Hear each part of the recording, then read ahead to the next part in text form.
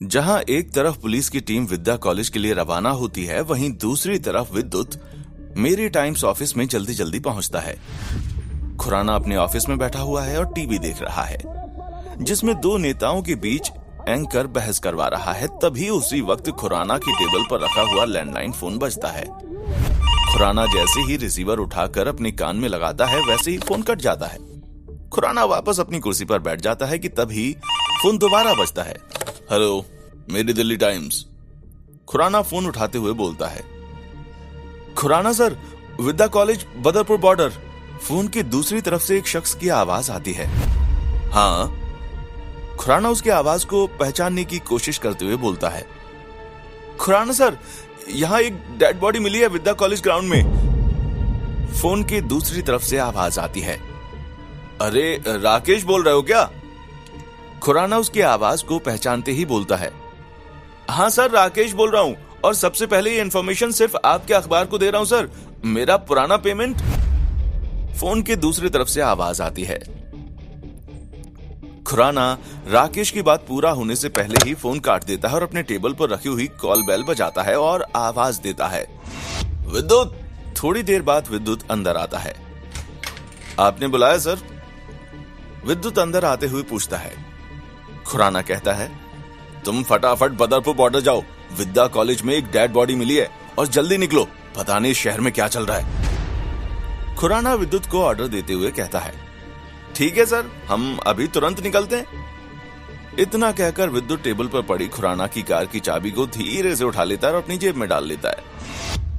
इधर बदरपुर बॉर्डर पर स्थित विद्या कॉलेज का मैदान पहले दिन आने वाले स्टूडेंट से भरा हुआ है, क्योंकि 2 महीने के समर वेकेशन के बाद आज पहली बार कॉलेज खुला है और इसके मैदान में लगे एक आम के पेड़ के नीचे एक बॉडी गर्दन तक जमीन में गड़ी हुई है और साथ ही एक हाथ भी जमीन से बाहर है। लोग कौतूहल भरी निगाहों से देख रहे हैं।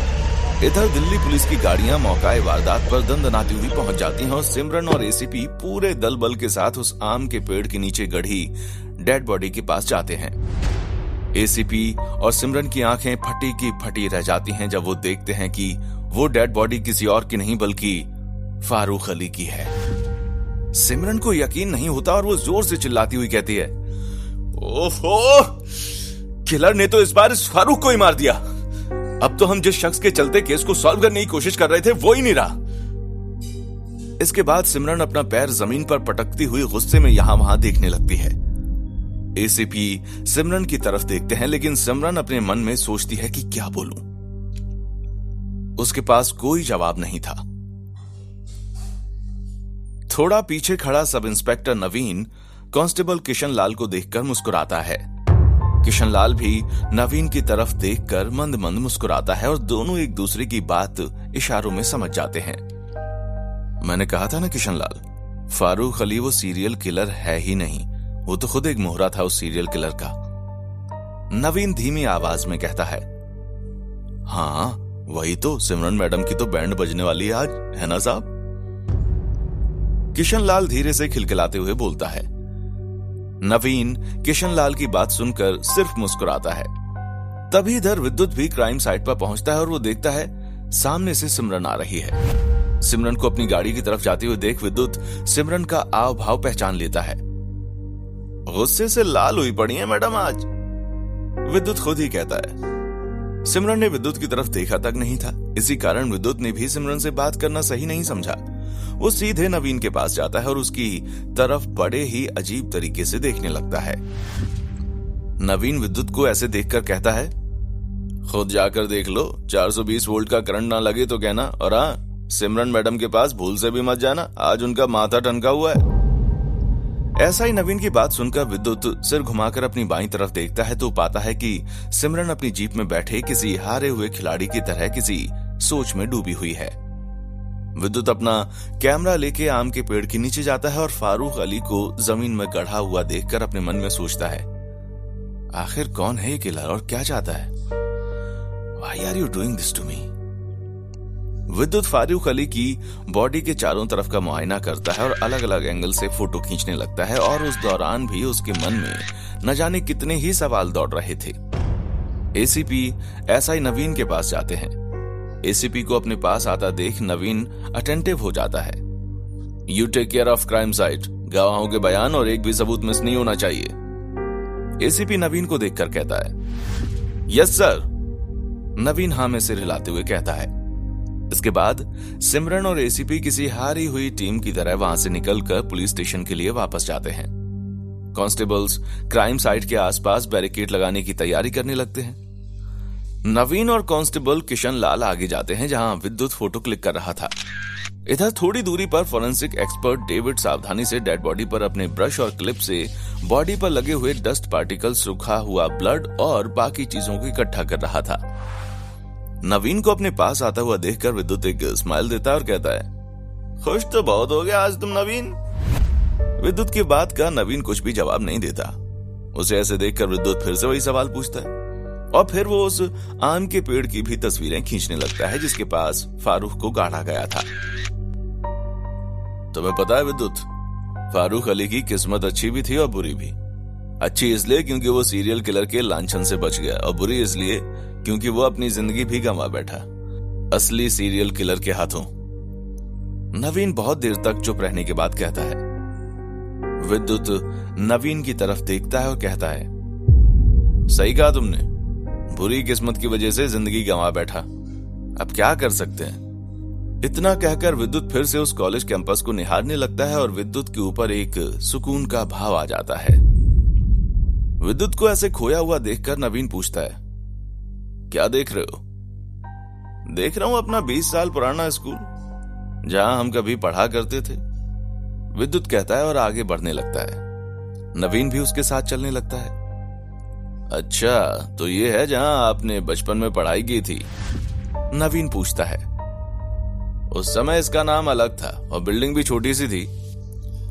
तब बहुत ही साधारण सा स्कूल हुआ करता था, अब बड़ी बिल्डिंग के साथ मॉडर्न और कॉन्वेंट कॉलेज में बदल गया है, काफी डेवलप हो गया। विद्युत अपने पुराने दिनों को याद करते हुए कहता है। इसके बाद वो दोनों कैंपस के अंदर तक चले जाते हैं। दूसरी तरफ पुलिस स्टेशन में एसीपी फोन पर अपने सीनियर से बात कर रहा है। एसीपी फोन पर शांत लहजे में बोल रहा है, अरे नहीं सर, बिल्कुल जैसा आप कह रहे हैं अब वैसा ही होगा। 48 आवर्स के अंदर उस सीरियल किलर को पकड़ लिया जाएगा। हाँ बिल्कुल, हमारी टीम पूरी तरह से तैयार है। एसीपी की बात खत्म होते ही वो फोन को टेबल पर रख देता है और उसके सामने सिमरन बैठी हुई है। एसीपी उसकी ओर देखकर कहता है, तुम्हें अंदाजा भी है कि कितना प्रेशर है मेरे ऊपर? सिमरन कुछ भी बोले बिना ही हाँ में सिर हिला देती है। एसीपी के चेहरे पर झल्लाहट के साथ गुस्सा झलकने लगता है। एसीपी गुस्से से बोलता है, डीजीपी साहब का फोन था। देश की राजधानी में कोई सीरियल किलर यूं खुलेआम घूम रहा है और हम सिर्फ हवाबाजी में लगे हुए हैं। दूसरी तरफ मीडिया अलग से केस को उछालने में लगी हुई है। एसीपी आगे सिमरन से बोलता है, अब तुम बताओ, तुम्हारी थ्योरी की वजह से या गलत डिसीजन की वजह से आज पुलिस डिपार्टमेंट की बदनामी हो रही है, साथ ही लोगों का भरोसा उठता हुआ नजर आ रहा है। सिमरन चुपचाप सुन रही है। उसे पता है कि उसका कुछ भी कहना ना तो कोई सुनेगा और ना ही मानेगा, खास करके एसीपी। फारूक अली की लीड के पीछे वही लगी थी और उसने 100% फारूक को ही किलर बताया था। सिमरन जो सोच रही थी एसीपी उसी के बारे में कह रहा है। एसीपी फिर से कहता है, तुमने मीडिया में आकर खुले तौर पर फारूक को सीरियल किलर बता दिया। तुम्हें पता है इसी की वजह से उसकी फैमिली कितनी दिक्कत में आ गई है? एसीपी सिमरन पर अपना आक्रोश निकाल ही रहा होता है कि तभी उसके केबिन का डोर नॉक होता है। एसीपी के परमिशन पर ऐसा ही नवीन केबिन में इंटर होता है। नवीन चुपचाप आकर खड़ा हो जाता है। एसीपी दोबारा पूछता है, कहां थे?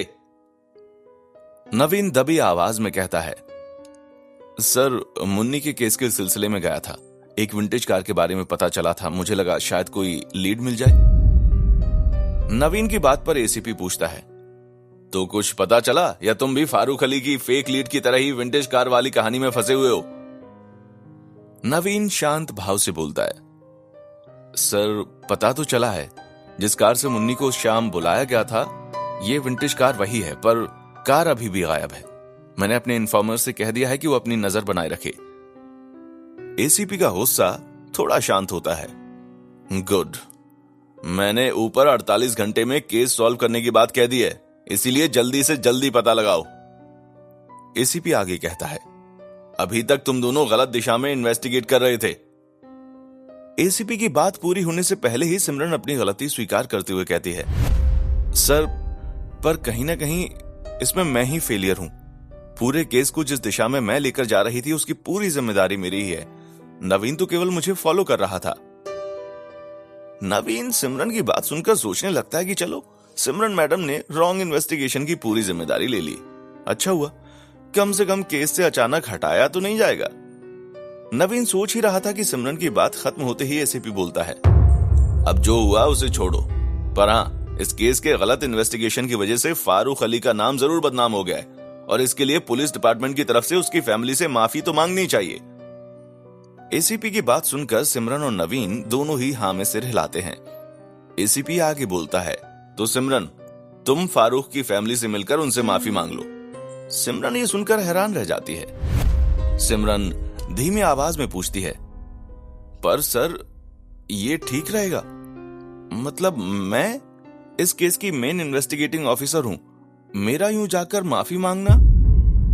एसीपी कहता है, बिल्कुल, इससे मीडिया के सामने भी हमारी पॉजिटिव इमेज जाएगी। वैसे भी पुलिस डिपार्टमेंट बदनाम रहता है, इसलिए मैंने सोच समझकर ये डिसीजन लिया है कि तुम फारूक की फैमिली से मिलकर माफी मांगो, उन्हें दिलासा दो कि उनके बेटे के कातिल को जल्द से जल्द पुलिस पकड़ लेगी और जो बदनामी के धब्बे फारूक अली के और उसके परिवार पर लगे हैं उन्हें भी साफ करेगी।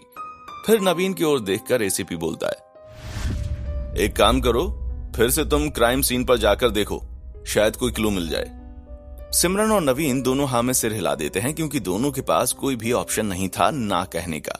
इसके बाद दोनों एसीपी को सैल्यूट करके वहां से निकल जाते हैं।